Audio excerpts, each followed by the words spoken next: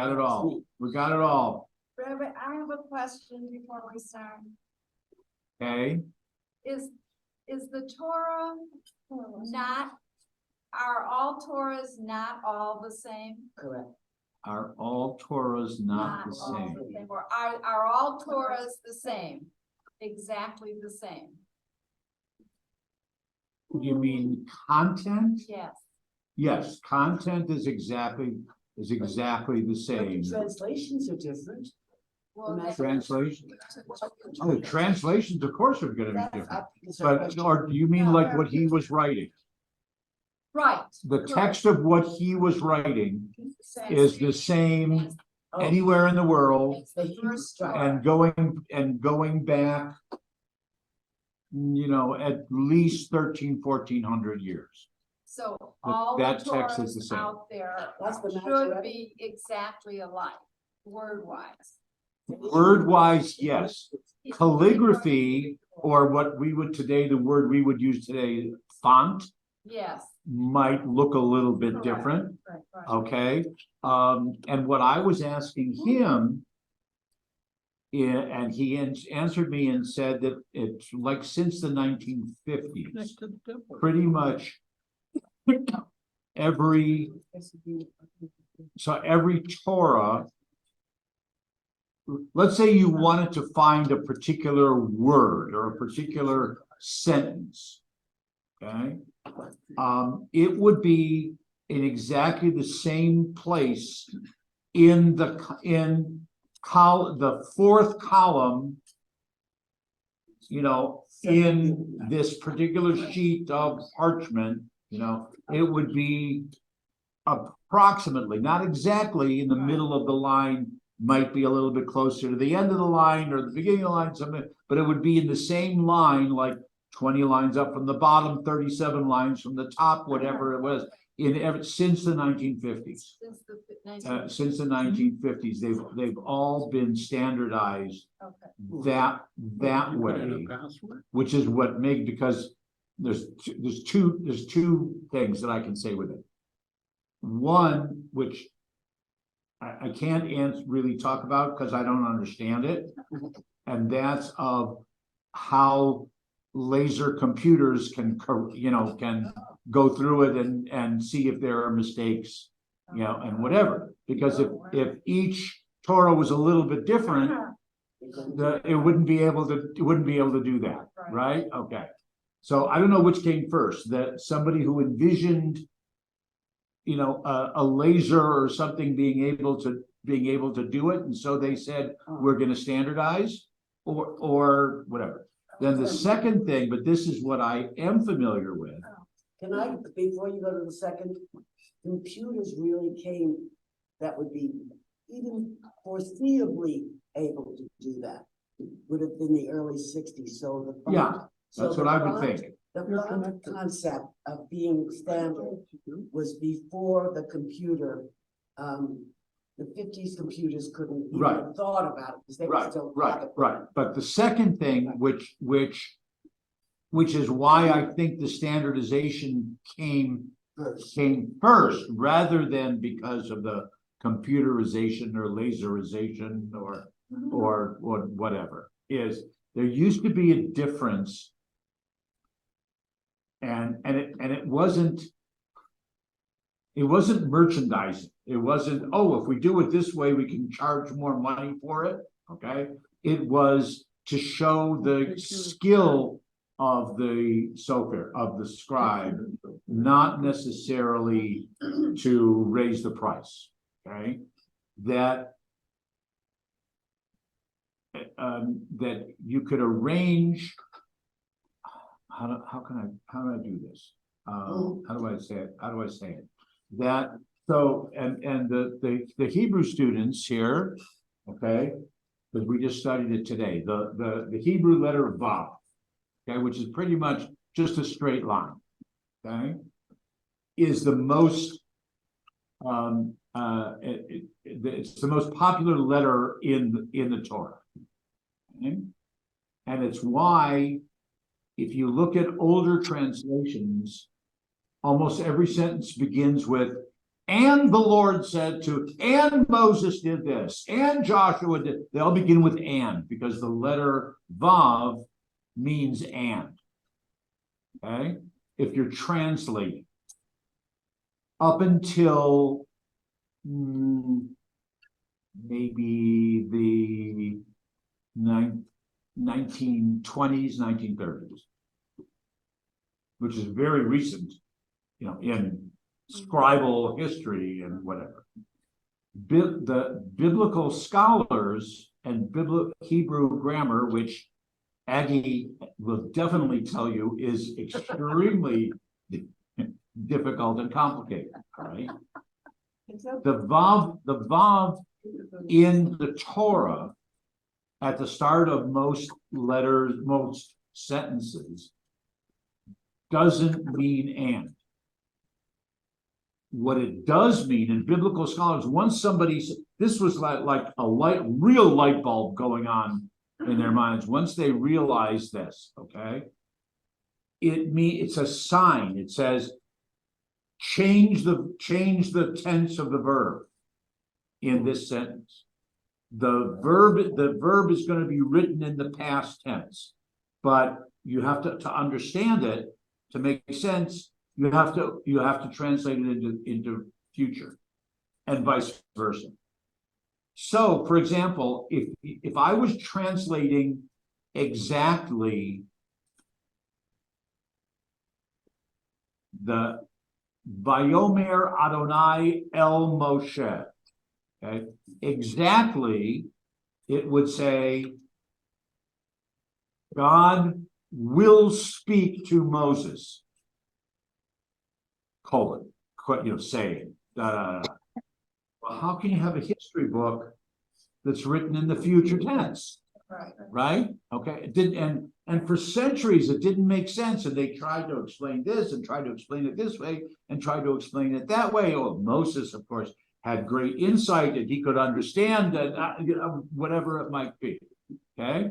Or Malach Adonai Pasach al Bnei Yisrael, the angel of death passed over, but this is when God is telling Moses what's going to happen. So it should be, and the angel of death will pass over those houses where you marked it, et cetera, et cetera, et cetera. And so once they realized that the Vav was a warning, it says, no, double check. You may have to understand it correctly. You may have to do it. Sometimes it means and, but most of the time it means flip the tense. Okay. Now that's kind of part A. Part B is that you had some very, very, very skilled Sophrim scribes who would look at their text and they would arrange that every single column of the Torah, except for two, every single column would start with a letter Vav. Okay, so he's writing along and writing along and writing along and writing along, and he says, "Oh, I'm about 6 or 7 words from the end of my, and from the to justify that. There's no hyphens in the Torah." Okay, so he has to complete a word, right? So that, and work it out in advance, so that the next column is going to start with that letter.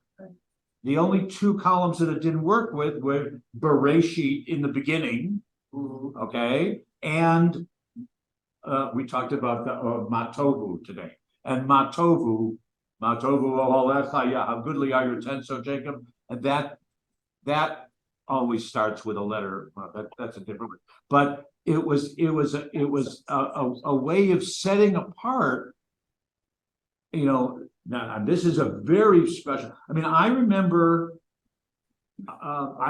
in 1960, something that the rabbi of my congregation, because we had 3 Torah scrolls and we had a scroll of Haftarah, which not a lot of places have. But we had 3 Torah scrolls, and I remember him always saying, and this one is the most precious because it has the Vav, they call it a Vav Amude, which is the Vav of every column. Okay, but that's 1960.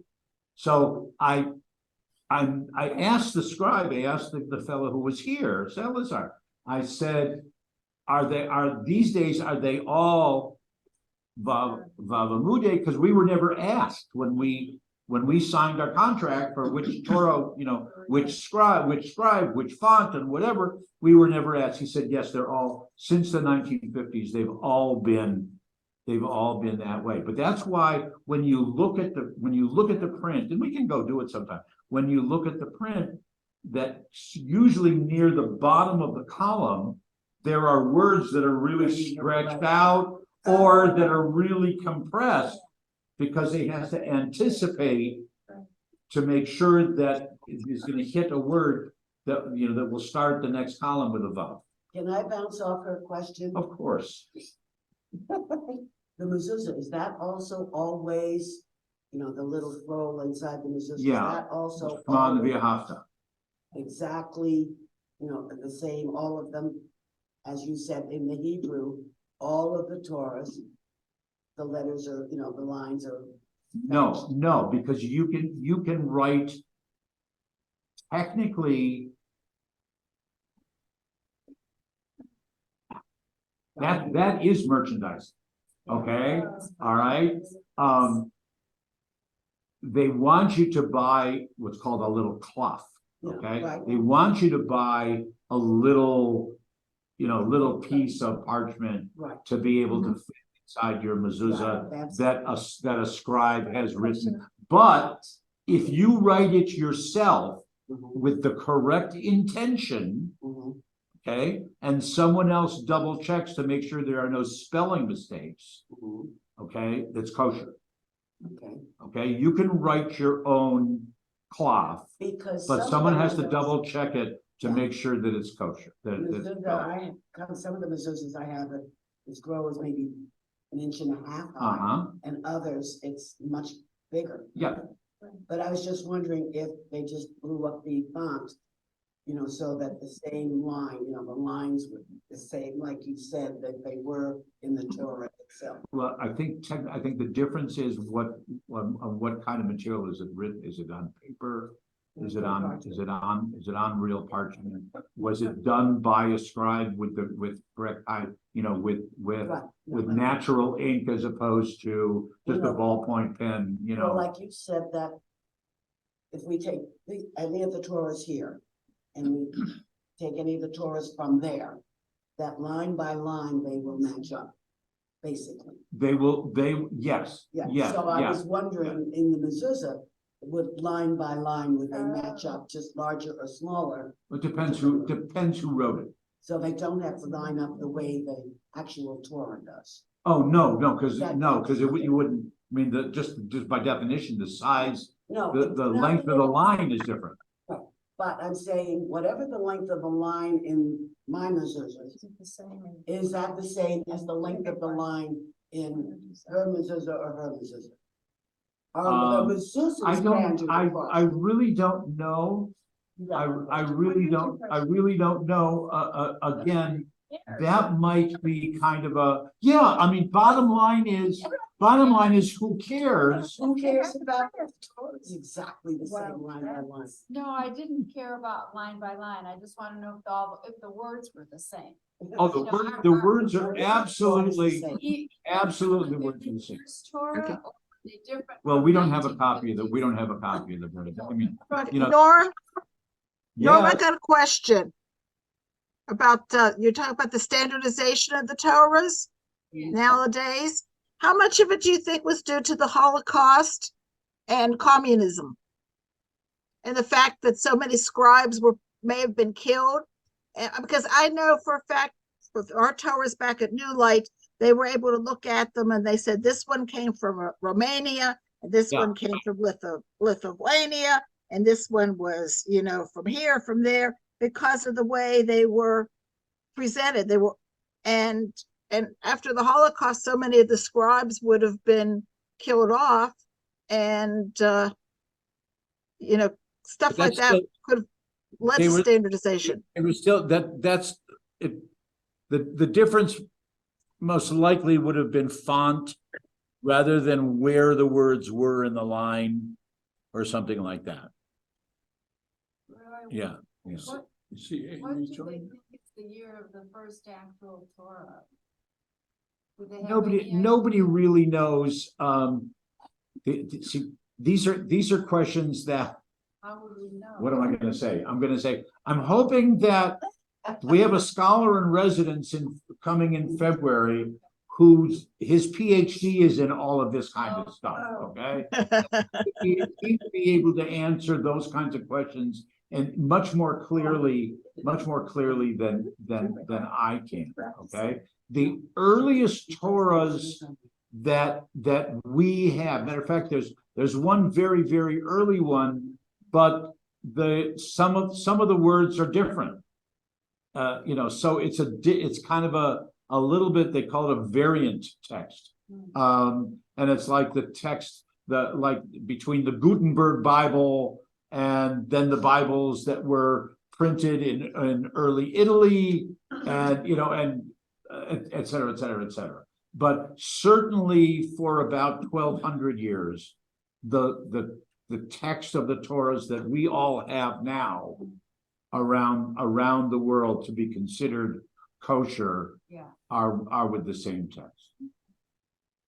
Okay. Hi everyone up there. You see? Hi. Okay. All right. So today's lesson, folks. All right. And I'm telling you now, with a disclaimer. Blame my wife if you have to blame anybody. All right. Is that my alarm is going to go off like at about, it won't be that clock, it'll be the other clock at about 10 to 5. I must leave soon after that because my wife said I have to be somewhere, so I have to get home first. Okay, all right. So here are. I apologize. Just take one and pass them down. I apologize that you don't have a copy of this, but we're going to try to make it available to everybody after the fact. My fault. Okay. So the discussion based on from, got I had enough there? Yeah. Look on the side that starts where it says timeline of Jewish law. Okay.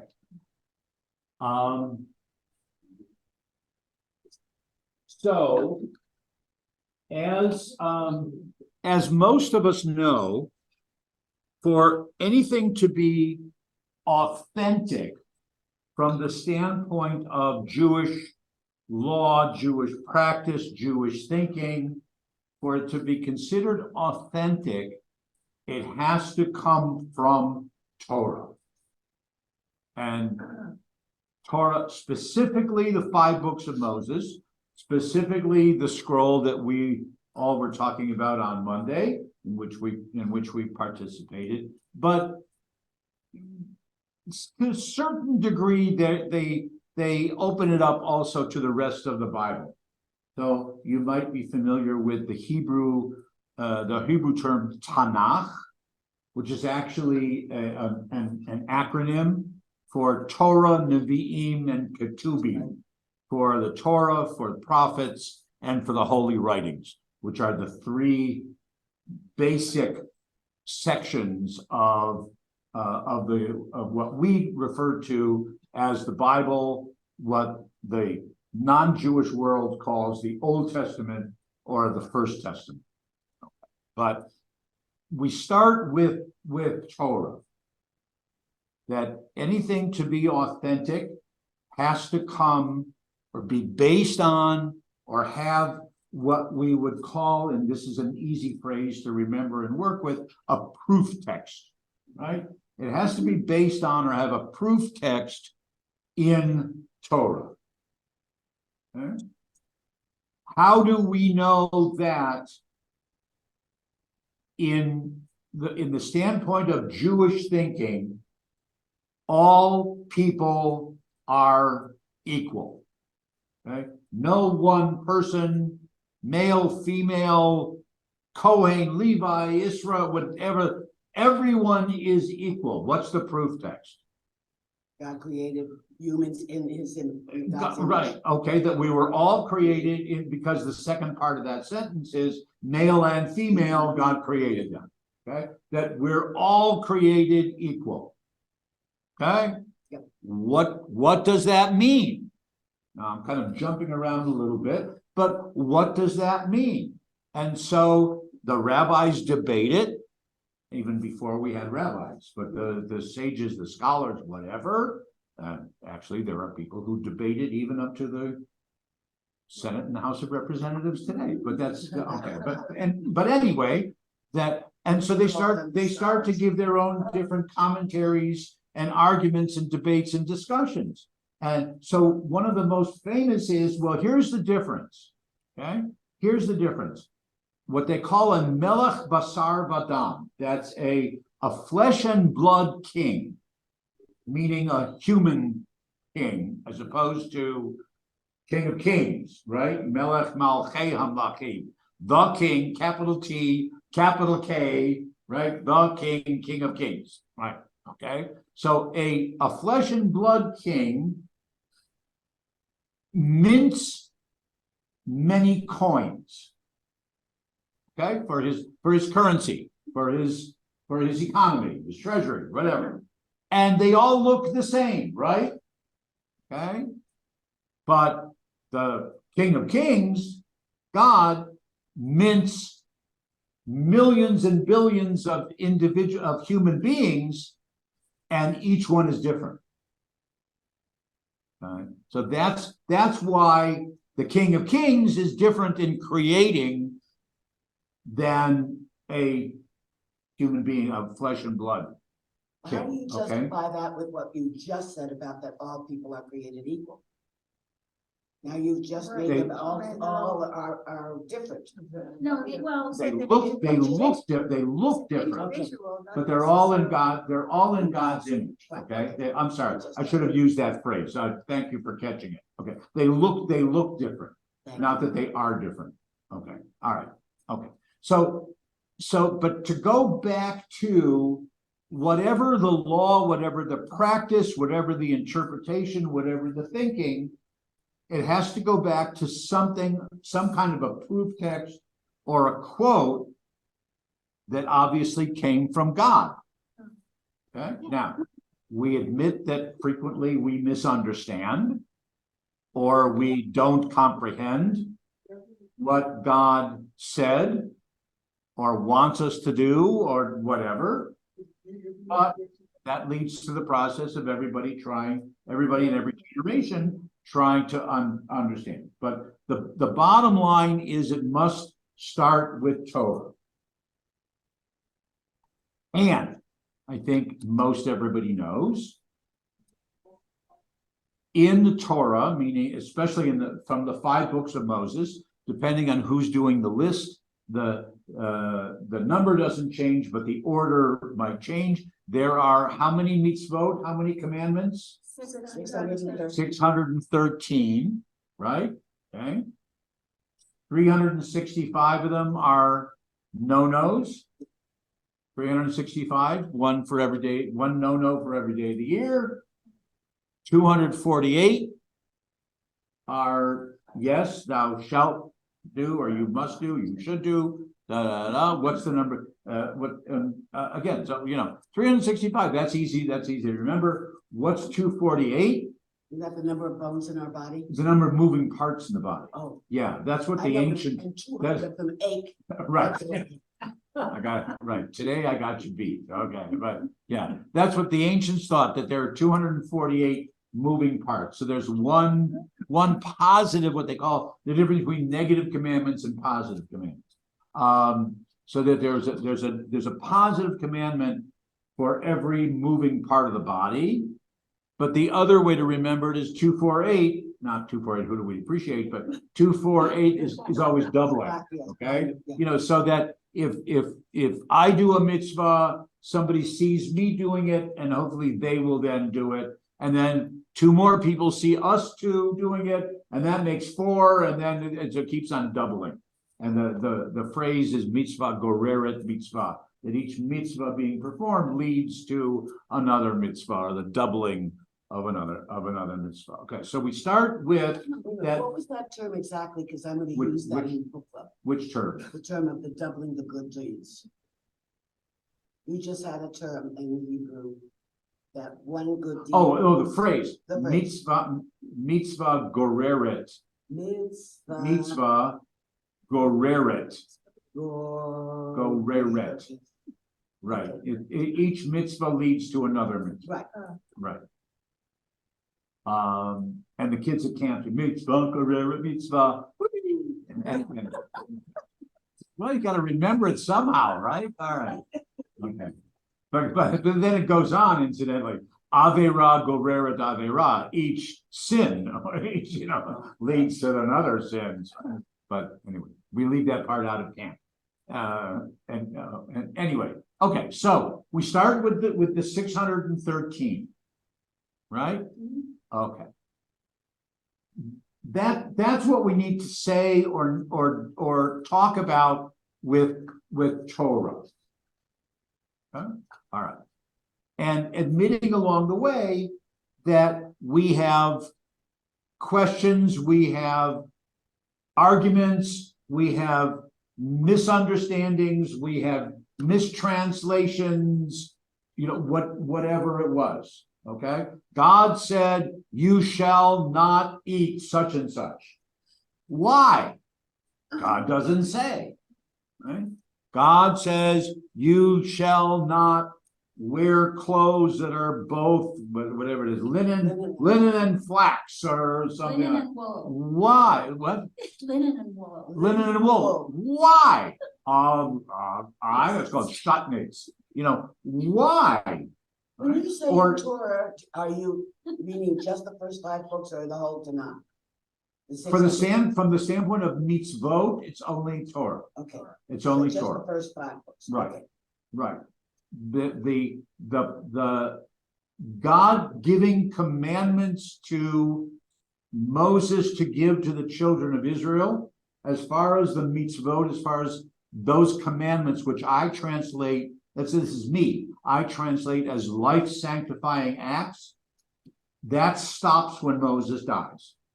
Prophecy continues, but it's not of this in the same sense of commandments of thou shalt do, thou shalt not do, things like that. All right.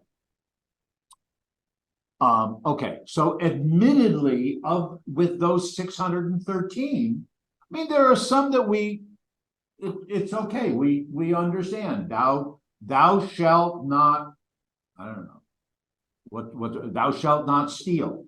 Okay, that's pretty clear, right? Okay, that's pretty clear.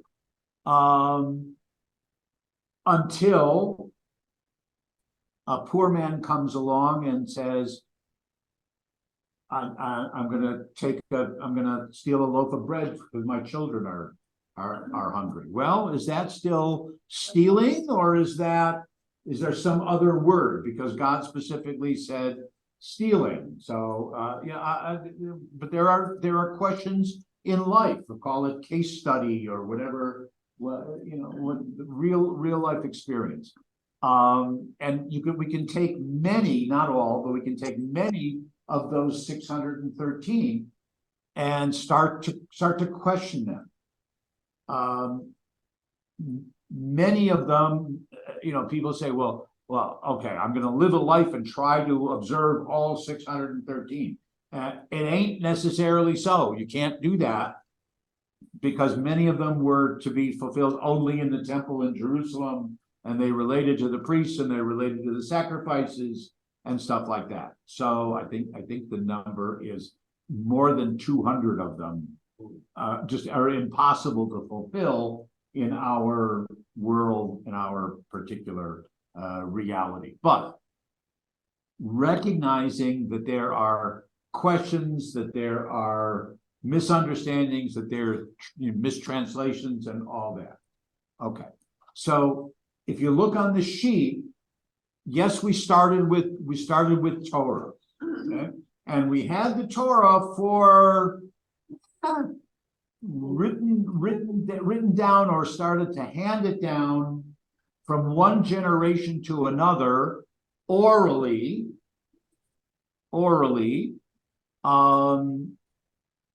So for a couple hundred years. I mean, the statement is that they assume that King Josiah was the one who commanded that people should write it down, and there are legends of that he took 70 scholars and placed each of them in a different room for a year.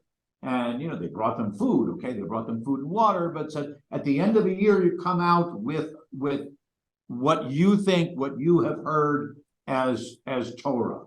And lo and behold, they all came out of their rooms, and it was verbatim, word for word, it was exactly the same thing. Therefore, God had obviously intervened, and that was the correct formula.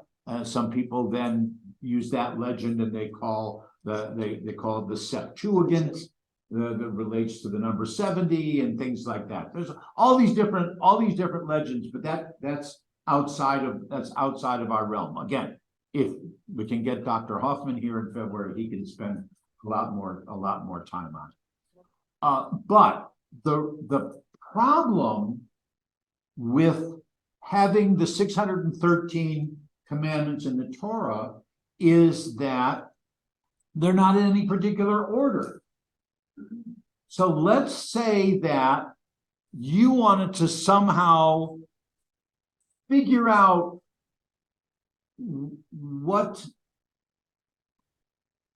how you were going to celebrate Shabbat. Okay? You wanted to make sure that you were going to celebrate Shabbat in as close to an authentic Torah described or Torah commanded manner that you could. All right? Okay, so you're going to start in the 10 Commandments, right? Honor remember the Sabbath day and keep it holy. What does that mean? What does that mean? What do I have to do to keep it holy? Things like that.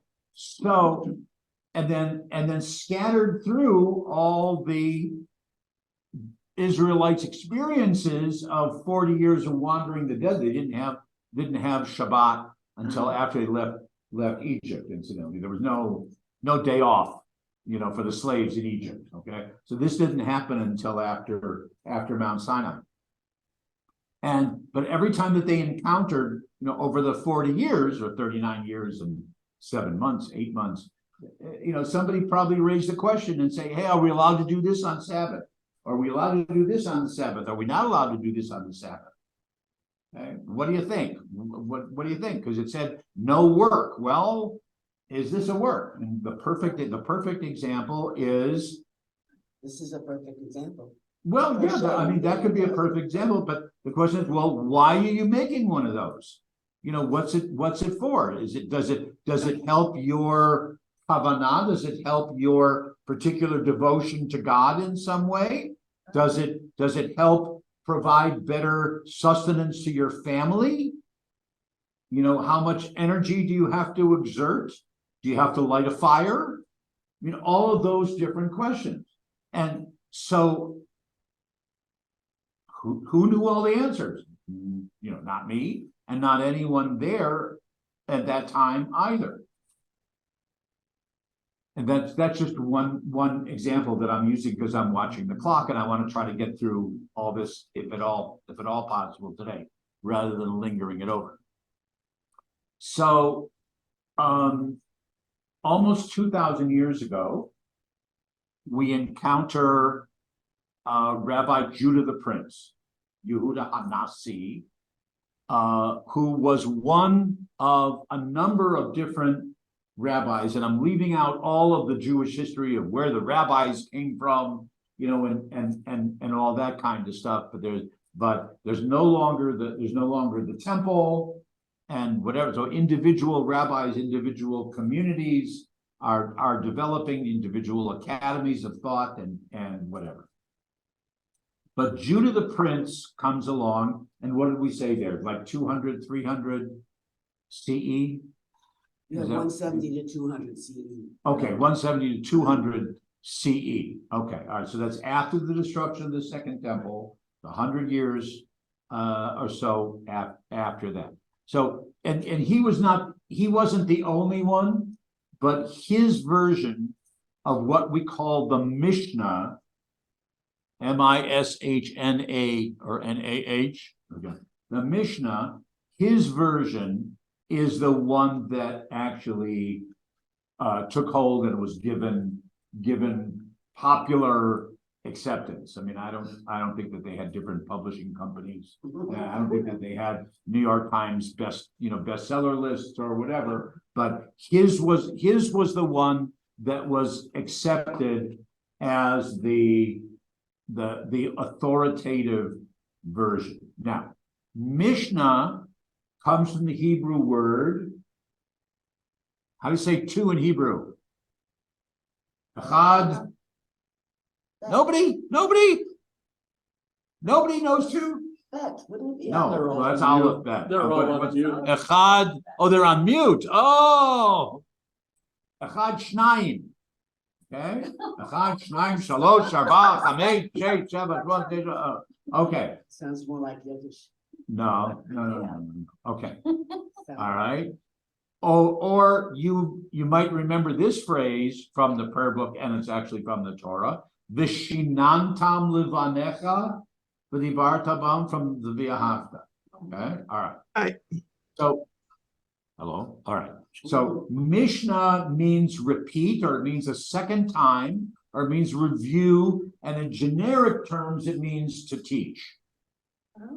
Okay, so when we say that phrase, Vishinantam levanecha, teach them diligently to your children. Yes. Okay. All right. So Mishnah is the collection that Judah the Prince devised, rabbi. As a matter of fact, when in Jewish legal literature, when they said this comes from rabbi, leave the word T, leave the word the out of there. Just rabbi, it's Judah the Prince. That's who they're referring to. Okay. So he was the editor of the Mishnah. Now, the Mishnah has 6, let's call them volumes. The real word is orders. Remember the word Seder from Passover? Okay, like that's the order of the Passover meal. All right. So the different volumes of the Mishnah are called the orders. The Shisha Sidrei Mishnah. That's from Echad Miodea. Who knows one at the end of the Seder? Who knows 6? The 6 orders of the Mishnah. And simply, it's not going to stay simple, but simply what Judah the Prince did, Rabbi Judah the Prince, what he did was he took all of those 613 mitzvot and he put them into different categories. Okay, so there, it's an early Google search. All right. Okay, I want to find out all the laws about Passover, or all the laws about Shabbat. I was using Shabbat before. Okay, all the laws about Shabbat. And rather than having to find, well, there are 6 of them in the book of Exodus, and there are 3 in the book of Leviticus, and there are 17 in the book of Numbers, he's got them all in one of the volumes, right? Okay, or all the laws about other holidays, or all the laws about the sacrifices, or all the laws about, and I'm looking as I look here, I'm not looking back this way. Oh, Lori's there. Was John still here? So I still have one other male. Okay. No.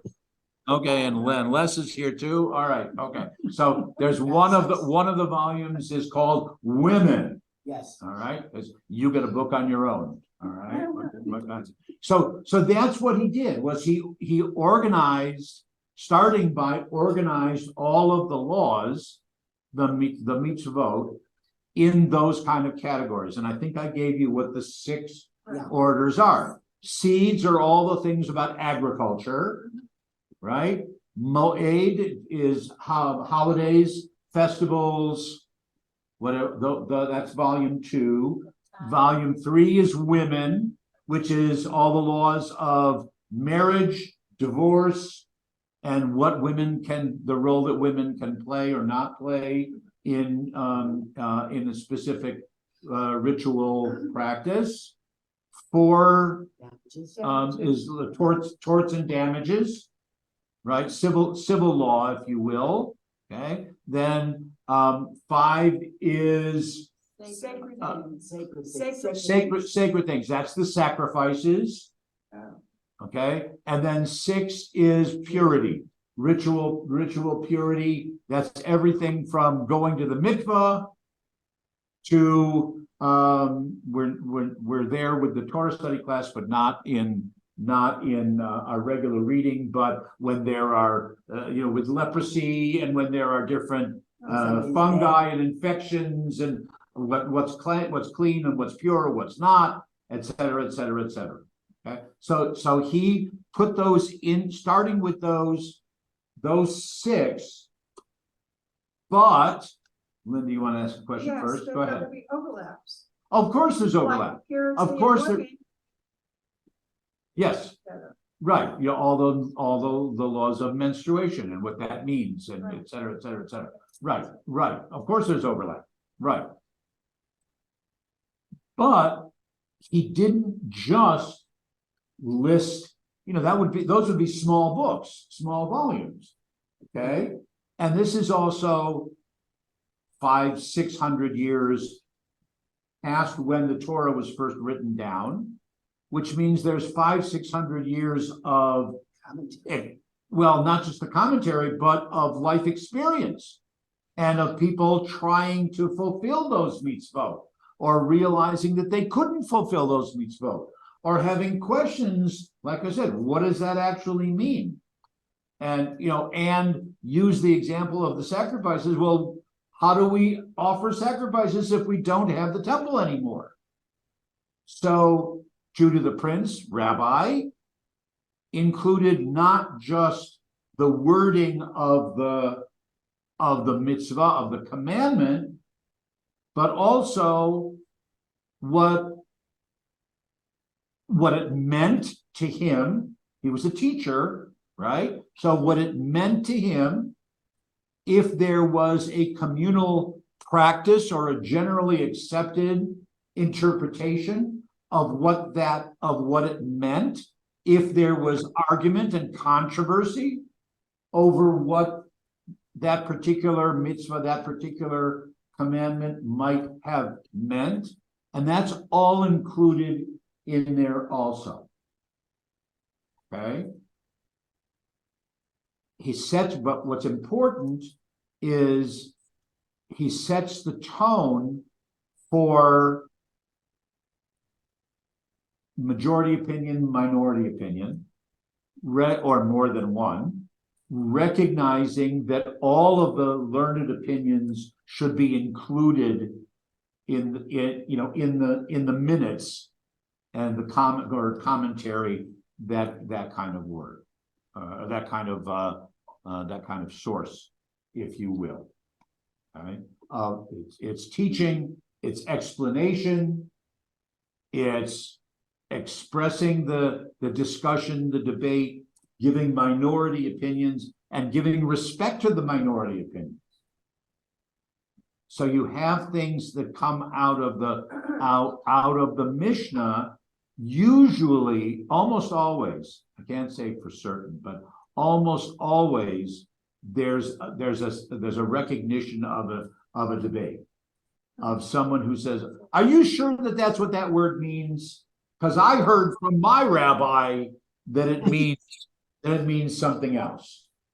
And who was right? Well, Judah the Prince had a good enough ego that he said, "This is the right answer, but we're still, in recognition and respect of your rabbi, we're still going to include what he had to say. All right. Okay, clear so far? And that's Mishnah. That's Mishnah. Right, now where did I put, let me just make sure. Okay, the Tanaim that's the technical word for the teachers or the rabbis who are quoted in the Mishnah. Okay, it happens to come from an Aramaic word. Aramaic is a combination of Hebrew and Greek, or whatever, but a Tanaim, the Tanaim are the teachers. So it would say, if they're introducing like Rabbi Jonathan's or Rabbi Yochanan's interpretation or Rabbi Yochanan's teaching about this particular mitzvah, it would say Tanan Rabbi Yochanan. Okay, Rabbi Yochanan taught, and then they would have his quote, and then they would go on from there. Okay. So we're male, plural, right? We're male what? Plural, Tanaim, never mind. Yes. Yeah, there weren't, if there had been women, it would be Tanaot, right, okay, all right. You're confused. Okay, all right, now. Two other things from the same time period.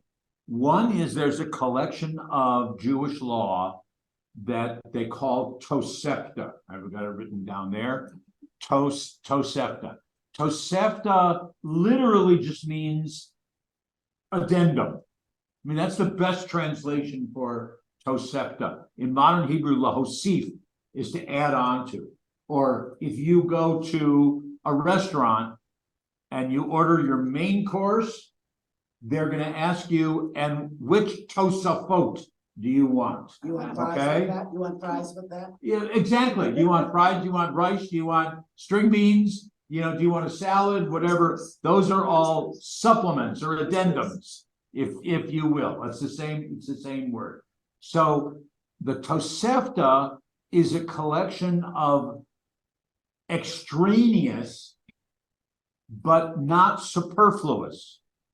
Okay, they're still important, but they came from the same generation as Rabbi Judah the Prince and his collection, his editing, but maybe it came from a different geographical part of the world, and he didn't hear about it, but the editors heard about it 100 years later. And they said, oh, you know what? That's an interesting, we should add that in, okay, as an additional, as a supplemental comment or teaching or question. But it didn't make the original text. Okay, does that make sense? Okay. So sometimes you'll see references to a legal question, and then we're only talking legal rather than legend and stuff in Tosefta. Okay.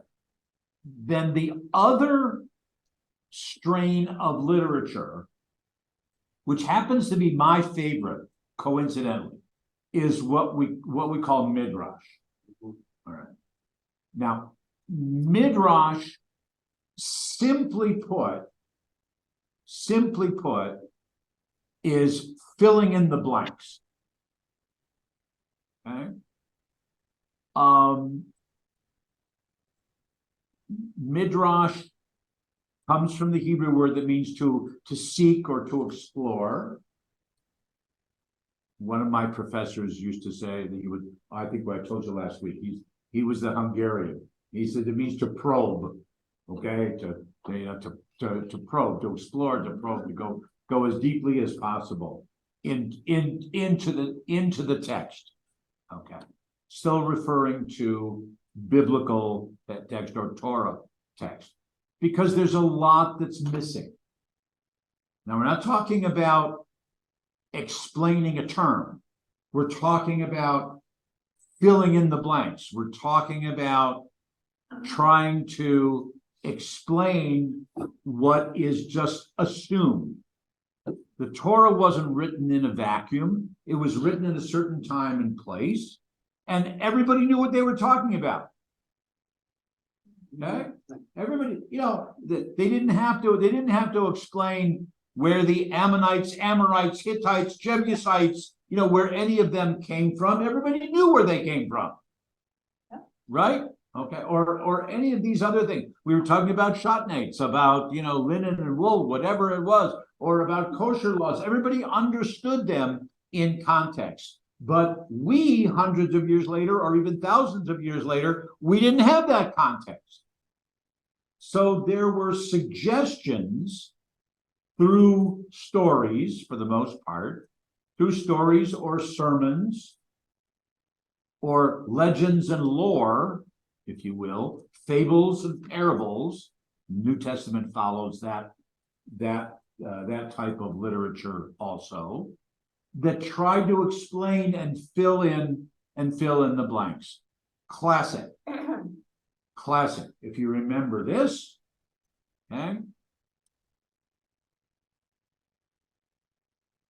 Moses, well, the Israelites have been in servitude in Egypt for 400 years, right? Okay, and the Pharaoh is told by his advisors. This is one of the first cases of anti-Semitism. The Pharaoh is told by his advisors, watch out for those people. They're getting to be too many and too powerful. They're going to rise up against you, and da da da da da da. So Pharaoh says, okay, we're going to kill all the firstborn males, right?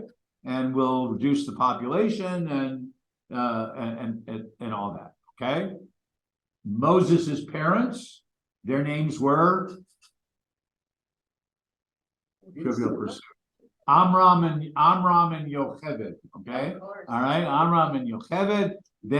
So Moses is born. They place the baby in an basket. Right?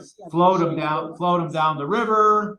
Right? The princess, who we have to assume knew what daddy's policy was about Israelite male babies, but that's besides the point. But meanwhile, she adopts him, even knowing that daddy wants all those babies killed. That's a whole different story, right? Okay, but that's not the midrash that I'm going to talk about. All right, but Miriam is overlooking this, and Miriam says to the princess, "Would you like me to find a nursemaid for the baby?" And Yocheved brings the mother back, anyway, so, and they took Moses, because she gives him that name, I drew him out of the water. She takes Moses to the palace, and the young man grew up, and one day he went out and saw an Egyptian taskmaster beating an Israelite slave. Wow. What happened in the wonder years? What happened when he was growing up? From being 8 days old or whatever till now he's the prince of Egypt. We don't know. So the midrash. Circumcised. Yes. Yes, he's circumcised, because that's how she knows. That's how she knows that it's an Israelite baby. She says, this is an Israelite baby. It's an Israelite boy. So yeah. I'm sorry. Well, when you finish with your little story, I want to ask you a question. Oh, I'm never No, gonna that's true. start, but There was one time, Torah study, yeah. and I was reading whatever was, the passage, and you said the way I read it was a midrash. How? Okay, and I always use an example. Is this the face that launched 1,000 ships? Just let's take the sentence and read it differently. Sure. So how is that a midrash? Because I'm not filling in any blank. I was just I don't remember the It exact, doesn't matter the example. but right, right, The fact that how I read that one sentence. Word for word, I didn't fill in, I Uh-huh. didn't add a word. sure.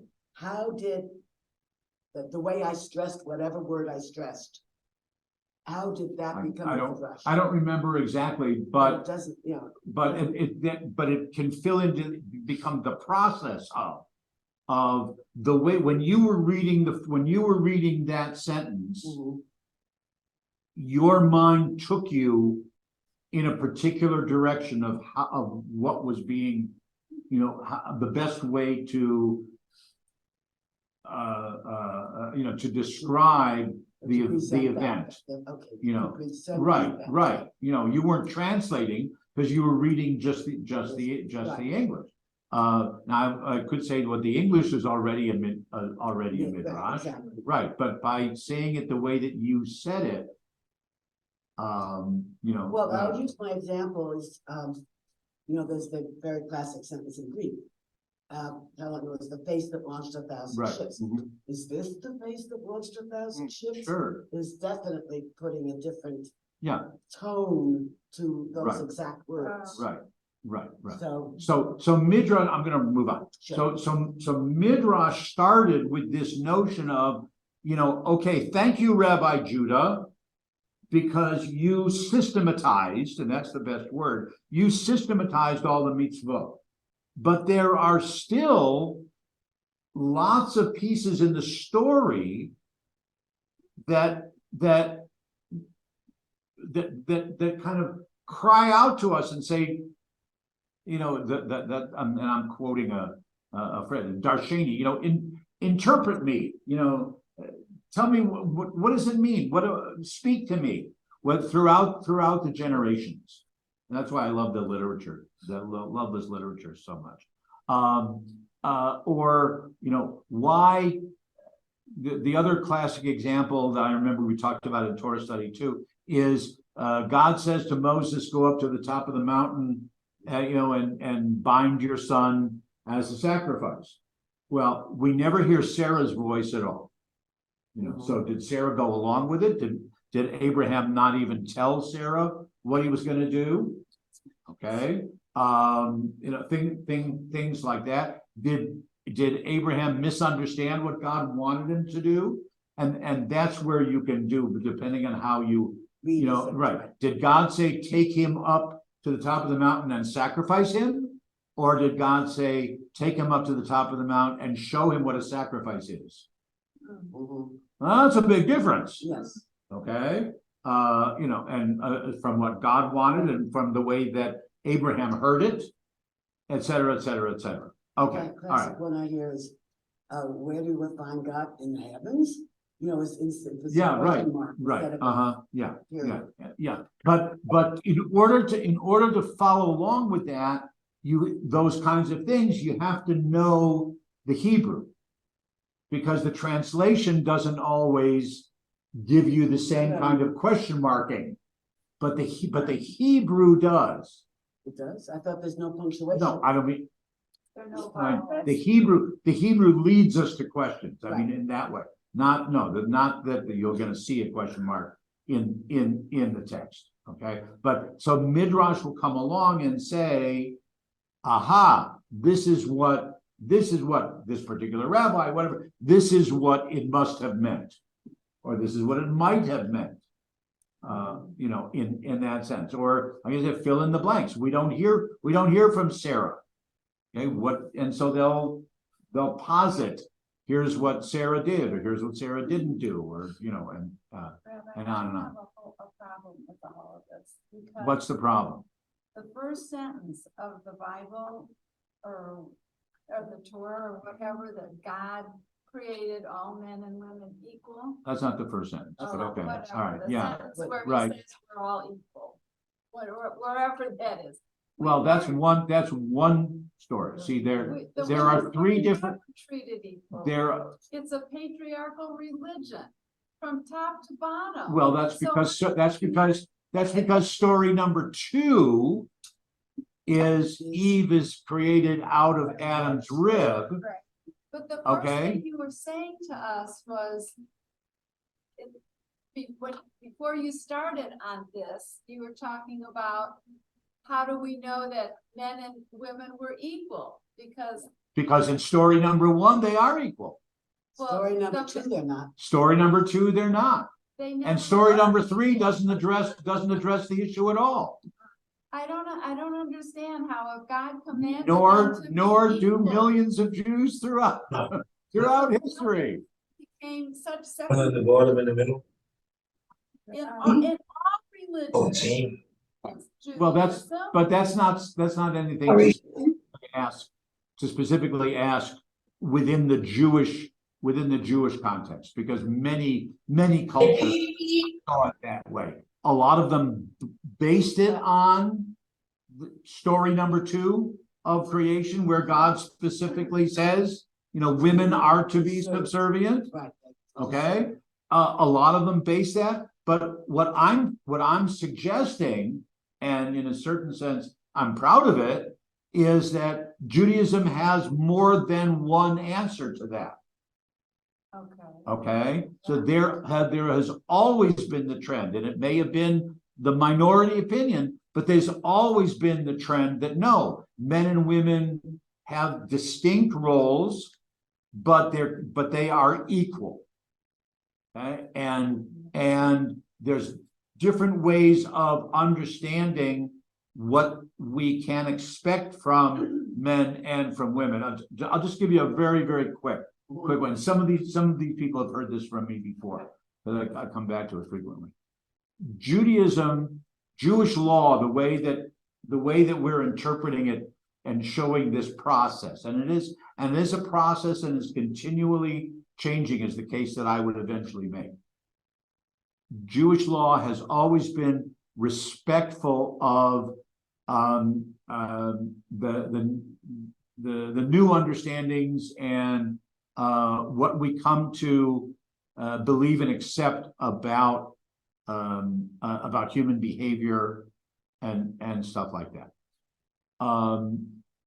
So Jewish law, whether this is the way we would look at it in 21st century or not, and I would need a bunch of feminist rabbis to be here, to be not debating it, but to be explaining it. And then Okay, there's Lilith. is Jewish law, I would maintain, was always cognizant of the awkward position that women were in. Right? Meaning, if the community had a certain expectation for women to be participating equally as men, now in obligatory manner, that men and women were both supposed to be doing X, Y, and Z at certain times of day, or whatever it was. Okay, what does the woman do when she's getting ready to go to the synagogue and whatever, to be part of the minyan and whatever, and her baby starts crying, and it's time to nurse? Okay, which comes first, the baby or the obligation to be doing? And no question, it was the baby. So it wasn't that they said the woman can't do these things. It was the women weren't obligated to do those things. Over the centuries, given the fact that so many other cultures saw a superior, inferior, level of men versus women, women got pushed farther down, and it wasn't originally. Women, the statement is women are exempted from, it's not that women are prohibited. Women were exempted from doing these things. But over the centuries, as the influence of other cultures came upon us, the societal gap made it different. Does that excuse it? No, of course it doesn't excuse it, but that explains I think of how it, if they were saying, we used the example before about with ritual purity, okay, that if you're having your menstrual period, Okay, and anyone of your family member or a stranger, anyone who happens to touch you, or bump into you, sit next to you on the bus or whatever it was, their prayers are now rendered impure. They've got to go to the mikvah before they can offer their prayers. So what are we going to do when at the entrance of the synagogue, we're going to put up a little sign saying, you know, Jewish women, if you're having your period, go sit over there. We're going to do that? Or are we just going to say, okay, all women go and sit upstairs, or all women go and sit on this side, so that the one who's having her period or whatever, for whatever other reason, isn't singled out and stigmatized? That's just a different way of looking at it. One place where I see exactly the opposite is every culture that I know of, the child gets its religion, its heritage, its culture, etc. from its father, whereas we get through the mother. So that's, I think, a place in the Jewish faith where women are way ahead of the men. Well, Well, right. The mother is, we don't always know the father. Right. Okay. All right. Let me go on again, because I'm under time pressure and I want to try to. We know this is gonna go to a second setback. Yeah, I know, but I also want to get to a particular stopping point. So, okay, so the Midrash, that body of literature begins around the same time as the Mishnah. One is trying to fill in the blanks, if you will, all right, and learn lessons from the text, or make the text more understandable, more, can I use the word relevant? All right. And the other is making the mitzvot and the structure and the commandments more accessible, as well as, okay, we're going to show you, you know, how it is being observed in our particular day and age, in our particular community, and well, the Jews of this country or this area, this region, do it this way, but the Jews of the other region do it that way, and what they eat and what they don't eat, and do you want your matzo balls hard, you want your matzo ball soft, you know, whatever it might be. Okay, so that's Mishnah and Midrash. All right, now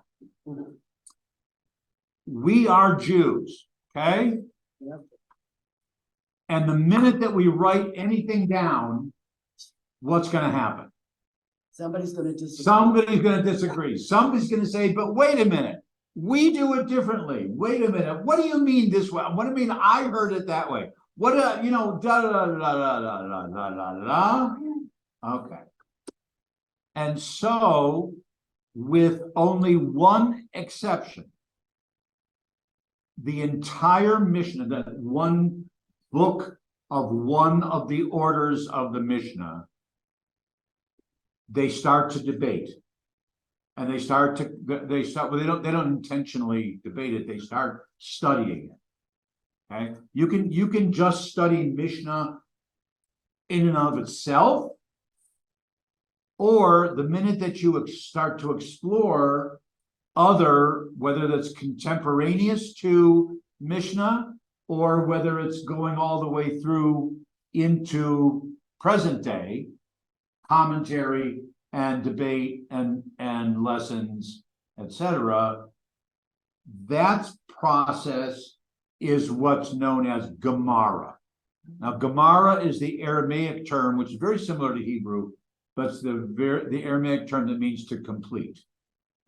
Okay, so if Mishnah is the beginning of the process, the way they saw it, Gemara was the completion of the process, except it never got completed, and continues and continues and continues. The only reason that it, as opposed to Midrash, where you can go to Barnes and Noble and buy modern Midrash. Okay, and I've taught classes in what we call modern Midrash. but you wouldn't be able to go to Barnes and Noble or Amazon.com and buy modern Talmud. Okay, Talmud by definition stopped in the 1700s in one particular folio, the one particular way that it was being printed, example of which is on the other side of the page. So no matter whether it's being printed in the United States, in Israel, in Poland, in South Africa, wherever it is, every Talmud, all 63 tractates of the Talmud, now we're all of the right age that I can say this, larger than an Encyclopedia Britannica. Okay, you can't say that with younger people anymore, but larger than Encyclopedia Britannica, takes up an entire wall, if you will. Okay, that many, usually at least 20 volumes. Okay, but every page will look like what's on the reverse side of that, and the text is going to look the same. The commentaries are going to look the same, but as recently as, what are we in, 2023? As recently as 2019, I'm not sure if it went into 2020, but there was a new translation. Oh, no. Yeah, Steinsaltz did a new English translation, but he still tried to maintain the page to look exactly the same. Where did they fit in it? Oh, you mean in translation to English? Translation to English, okay, but he would still have that text. So I think what it is one page is the original, and then his page, or maybe they did a half a size or whatever it is. Okay, that kind of thing. All right. Now, I have to give you this. I'm just going to read it. This is very famous, and I love doing this as an introduction to Talmud. Okay.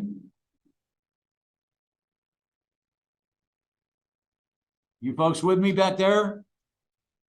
Okay. A young man comes to visit a noted rabbi, expresses his desire to study Talmud. Do you know Aramaic? The rabbi asks. No, the young man answers. Do you know Hebrew? No. Have you studied the Torah? No. Rabbi, don't worry. I graduated from Columbia cum laude in philosophy. I just finished my doctoral dissertation at Harvard on Socratic logic. Now I would like to round out my education and study a little bit of Talmud. The rabbi looks at the young man and says, I don't think you're ready to study Talmud. If you wish, however, I am willing to examine you in Talmudic logic. And if you pass the test, I will teach you some Talmud. And the young man, confidently agrees. So the rabbi holds up two fingers. Two burglars break into a house through the chimney. One lands inside with a clean face, and the other with a dirty face. Which one washes his face? Can't tell. The young man thought for a moment, says, well, the one with the dirty face. Wrong, the rabbi says. The one with the clean face washes his face. Because examine the logic. The one with a dirty face looks at the one with a clean face and thinks that his own face is clean also. The one with the clean face looks at the one with the dirty face and thinks his own face is dirty. So the one with the clean face is the one who washes. Ah, very clever, the young man says. Give me another test. Okay. the rabbi asks the same question, to which the eager would-be pupil responds, well, we've already established that the one with the clean face washes his face. Wrong again, the rabbi says. They both wash their faces. Examine the logic. The one with the dirty face looks at the one with the clean face and thinks his own face is clean. The one with the clean face looks at the one with the dirty face and thinks his own is dirty. So the one with the clean face washes his face, and when the man with the dirty face sees the clean man washing, he also washes his face. I didn't think of that, said the young man. Test me one more time. The rabbi again repeats the question, 2 men in the chimney. And the young man replies, each one washes his face. Wrong again, the rabbi says. Neither one washes his face. Look at it logically. The one with the dirty face looks at the one with the clean face and thinks his own face is clean. The one with the clean face sees the dirty face of his companion and thinks his own face is dirty. But when the one with the clean face sees the one with the dirty face doesn't wash, he also doesn't wash his face. So neither one will wash. The young man is desperate. I'm qualified to study Talmud. Please give me one more test. And again, the rabbi asks the same questions. And the young man gives the obvious answer. Neither one washes his face. Wrong, says the rabbi. You see now why Socratic logic is an insufficient basis for studying Talmud? Tell me, how is it possible for 2 men to come down the same chimney and for only one to come out with a dirty face? He went first. The young man is totally exasperated and challenges the rabbi. Now, wait a minute. You've given me 3 mutually contradictory answers to the same question. That's impossible. No, the rabbi says. That's Talmud. That's great. All right. I still say the guy with the dirty face went first. To go to the. And then. So, and then the other one is the following. Okay, the other one is the following. And I think Chaim Potok includes this one in one of his books also. Okay, so we believe that God is omnipotent, right? We believe that God is all powerful. God can do anything and everything. Given? Given. Okay. Can God build a wall so strong that it cannot be knocked down? Well, if God can do everything, then God can build a wall so strong that it can't be knocked down. But can God knock it down? Because if God can't knock it down, then God's not all powerful. And if God can't build a wall strong enough that can't be knocked down, God's not all powerful from that standpoint either. So what's the answer? Some people would say the answer is there is no God. Some people would say the answer is that no, the word omnipotent doesn't describe God's power. That's the way Talmud would work. On accepting the fact that, here's a test, if you will, that seems to prove that the God we talk about doesn't exist. And okay, if that's the way your mind takes you, it's okay. We'll try to find some other way of convincing you about that. Or realize that our vocabulary where we talk about being all powerful doesn't apply to God. That's all powerful is a word that we can use in human vocabulary, but by definition, human vocabulary is not God vocabulary. So that's what Talmud would start to do, is try to give, through questions, answers, arguments, debates, humor, right? Is try to deal with and rarely giving the answer. Sometimes the answer is, well, the answer is according to Hillel as opposed to Shammai.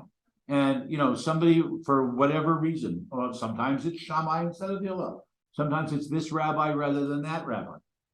Sometimes it's we just don't know. Okay, it's do what you want to do and hope that it's the right thing. And sometimes the answer is what we call teku, which is a Hebrew an acronym that kind of just means tie, but it really means that when the Messiah comes, the Messiah will tell us what the right answer is. Or when Elijah comes, Elijah will tell us what the right answer is, because we just don't know. It's beyond, like about the power. The omnipotent? How do you resolve that? We can't resolve it because we don't have the right vocabulary to, but when Messiah comes or Elijah comes, they'll explain it to us why it's false thinking or whatever it is. So Talmud has 63, they're called tractates, 63 books